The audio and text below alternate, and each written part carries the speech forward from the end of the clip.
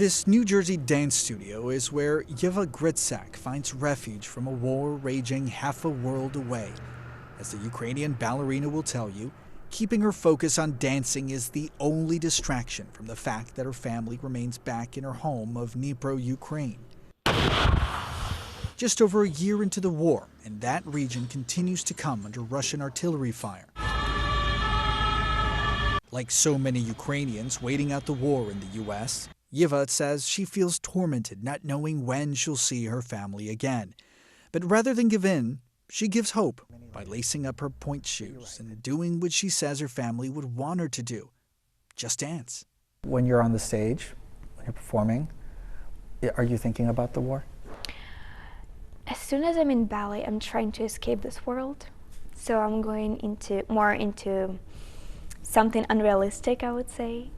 So when I'm dancing ballet, I'm just enjoying the moment and I'm imagining that I'm somewhere in like fairy tales.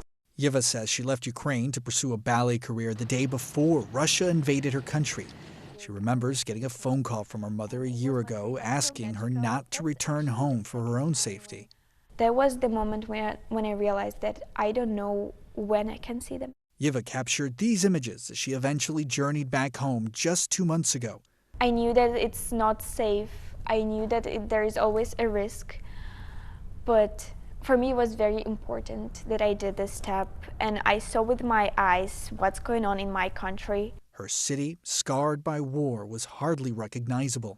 The places that I used to have fun and I remember like from my childhood, and then I see these places destroyed, it's so hard. What she did recognize, her father's smile as he spotted Yeva through her train window. Living was the hardest.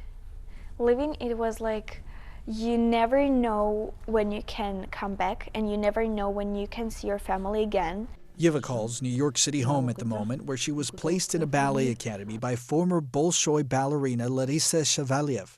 She found Youth America Grand Prix after defecting from Russia in the early 90s. The organization scouts out rising star dancers, offering them scholarships for academies around the world. When Russian troops advanced in Ukraine, Savelyev shifted her focus to evacuating dancers out of the war zone. We send an email to all of our partner schools with a profile of the kids and say, guys, that's the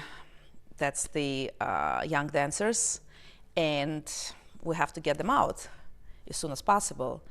And all the schools was like, absolutely. Savalyev says over the last year, YAGP has helped more than 250 Ukrainian dancers leave their country. 11, including Yeva, are continuing their training in the U.S. We were just trying to deal with the situation how best we can, you know. Nobody get a memo how to place ballet students in the middle of the war. At least I didn't, you know. Yeva's hope is that her grace and success on an American stage will help carry her family through another year of Ukraine's conflict. You just live and you don't know what's going to happen tomorrow. Yeah. And then you dance. And then you just dance and then you just like float in a different world.